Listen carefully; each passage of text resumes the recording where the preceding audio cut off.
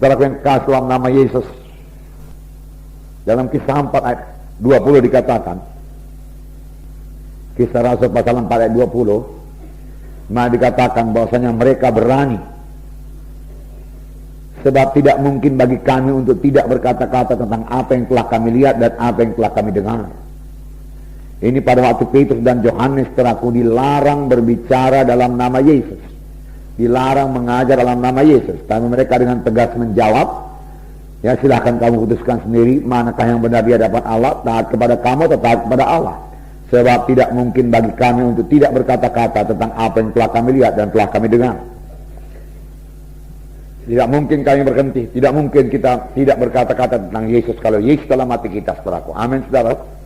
Yesus begitu baik, begitu setia kepada kita, begitu mengasihi kita, saudaraku, menyertai kita, saudaraku, mendengar doa kita, menjawab doa kita, melindungi kita, saudaraku, memberikan darahnya, menyucikan dosa kita, saudaraku, memberikan Roh Kudus dalam kita, saudaraku, sehingga kita hidup berkemenangan, saudaraku. Tidak mungkin bagi kita untuk tidak menjadi saksi Tuhan.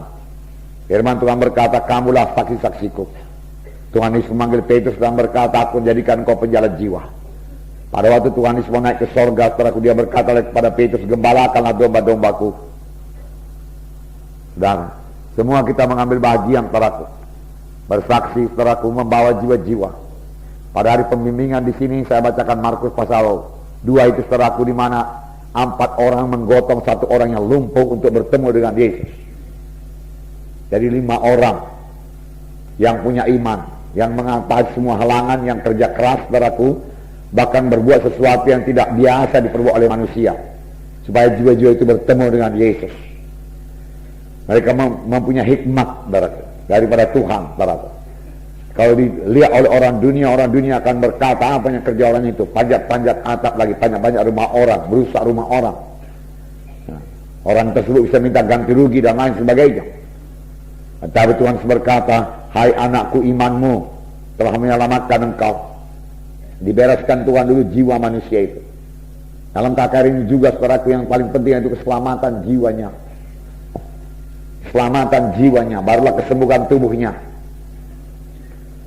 Pada waktu pelayanan Tuhan Yesus, saudaraku, selalu mengajar lebih dahulu, baru dia menyembuhkan. Kalau orang itu menerima pengajarannya, Tuhan Yesus dapat menyembuhkannya. Amin, saudara.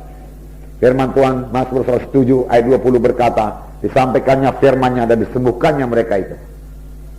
Disampaikannya firman-Nya dan disembuhkannya mereka itu. Firman Tuhan sampai sekarang berkuasa. Amin, saudaraku. Firman Tuhan tidak berubah. Langit bumi boleh berubah, tapi firman Tuhan tidak berubah. Biar kita semua mempercayai firman Tuhan, saudaraku. Pegang firman Tuhan. Bahkan untuk kesembuhan kita, saudaraku, pegang firman Tuhan. Tuhan berkata, sembuh-sembuhlah itu, saudaraku. Katakan kepada Tuhan, saya percaya saya sudah sembuh. Saudara katakan demikian kalau saudara sakit. Biar yang lemah berkata, aku kuat. Let the weak say, I'm strong. Let the poor say, I'm rich. Ya. Biar yang miskin berkata, aku kaya. Mengapa, saudaraku? Karena Tuhan setelah menjadi miskin, supaya dengan kemiskinannya kamu menjadi kaya. Punya iman ini, saudara. Saudara masih muda. Amin, saudaraku.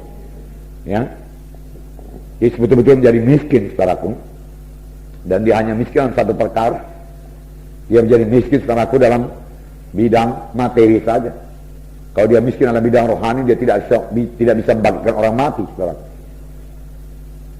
Penuh dengan kuasa Tuhan dia, baru dia bisa membagikan orang mati, menyembuhkan orang sakit, mengusirkan setan, meneduhkan danau Galilea, saudaraku.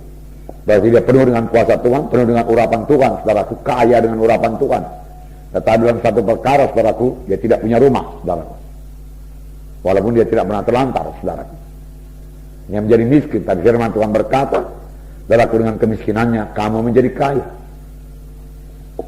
Kamu menjadi kaya. Haleluya, saudara. Biar kita mempercayainya, saudara sudah mengetahui jalannya, saudara sudah training. Bagaimana supaya jaya dalam hidup saudara. Haleluya. Ya. Tetap hidup dalam Tuhan, dan firman Tuhan berkata Tuhan akan menggenapkan hari-hari hidupmu, tahun-tahun hidupmu. Tuhan akan menggenapkan tahun-tahun hidupmu. Berarti Tuhan menggenapkan tahun-tahun hidup kita. sepanjang kita beribadah kepada Tuhan. Haleluya. Nah, saudaraku, kisah 5 ayat 32 juga berkata bahwasanya mereka berani bersaksi. Dan kami adalah saksi dari segala sesuatu itu. Kami dan Roh Kudus yang dikaruniakan Allah kepada semua orang yang mentaati Dia. Haleluya. Roh Kudus saksi yang sejati. Petrus berani berkata, saya dan Roh Kudus, kami dan Roh Kudus menjadi saksi. Haleluya. Kami dan Roh Kudus menjadi saksi. Semua perkara itu dia katakan. Dia baru ditangkap, baru dipenjarakan, tapi malaikat Tuhan bebaskan dia. Bukannya dia takut, dia mengajar lagi saudara, dan ditangkap lagi, dan dia diri lagi, dan disuruh lagi jangan berbicara. Tapi tidak mungkin kami tidak bicara. Kami dan Roh Kudus jadi saksi tentang hal segala perkara itu. Nah, mereka menyaksikan Tuhan Yesus. Amin saudara. Nah, puji Tuhan. 2 Korintus 4 ayat 13. 2 Korintus pasal 4 ayat 13. Saya membacakan pada saudara. Sini dikatakan, namun karena kami memiliki roh iman yang sama, seperti ada tertulis, aku percaya, sebab itu aku berkata-kata, maka kami juga percaya, dan sebab itu kami juga berkata-kata. Aku percaya, sebab itu aku berkata-kata. Kami percaya, sebab itu kami berkata-kata. Saudaraku, karena saudara percaya, saudara harus berkata-kata. Tidak ada orang yang percaya yang bungkam, saudaraku. Amin. Saudara mau mempraktekkan iman saudara juga harus melalui kata-kata. Amin.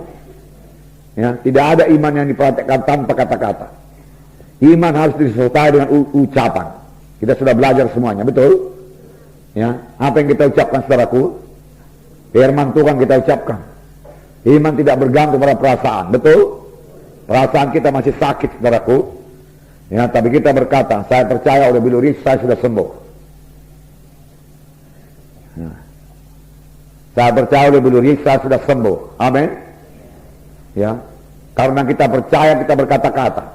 Kalau kita percaya Yesus, kita berkata-kata dari hal Yesus. Kalau kita cinta kepada Yesus, kita bicarakan Yesus. Amin, saudara. Nah, puji Tuhan, barat. Ini ada satu cerita yang panjang, saudaraku. Yohanes 4.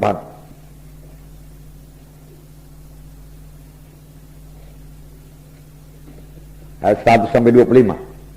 Kalau saudara baca terus, saudaraku, nanti perempuan ini, saudaraku, lari ke desanya, saudara, lalu mengabarkan bahwasanya dia sudah bertemu dengan Mesias. Lalu orang desanya datang menyambut Yesus. Lalu Yesus tinggal 2 hari di kota Samaria, dan seluruh kota Samaria mendengarkan Injil Tuhan. Nah, saudaraku yang kasih dalam nama Yesus, saudaraku Yesus, saudaraku, dalam suatu dia di dunia ini mengerjakan pekerjaan Bapaknya. Dia juga tahu capek, saudara. Tahukah saudara ayat 6 mengatakan dia letih. Saya membacakan pada saudara ayat 6. Di situ terdapat sumur Jakub. Yesus sangat letih oleh perjalanan, karena itu dia duduk di pinggir sumur itu. Hari kira-kira pukul 12. Saudara, dia dalam keadaan tubuh manusia. Dia tahu letih. Tapi dia jalan terus. Dia duduk di perigi itu, di pinggir perigi sumur Samaria. Bukan ada krosinya, atau ada tikarnya, tidak. Mungkin ada batu di situ, saudaraku. Dia duduk di pinggir, di batu itu, saudaraku. Dia capek, sangat letih. Yesus tahu apa artinya letih. Karena dia manusia. Nah, selama dia di dunia, dia selalu berkata anak manusia. Dia tertidur di perahu karena kecapekan melayani, saudara. Pada zaman dahulu melayani, saudaraku, di sini ayat 1 tadi dikatakan bahwasanya dia akan pergi, saudaraku, dari Yudea kembali ke Galilea, tapi dia harus melintasi Samaria. Dengan apa? Jalan kaki, nggak ada kendaraan yang lain. Jalan kaki. Nah, berapa kilometer? Saya nggak tahu, saudaraku. Sampai dia sangat letih. Dia haus, saudaraku. Dia perlu tidur, saudaraku. Dia tertidur, saudaraku. Itulah dia Tuhan Yesus, saudaraku.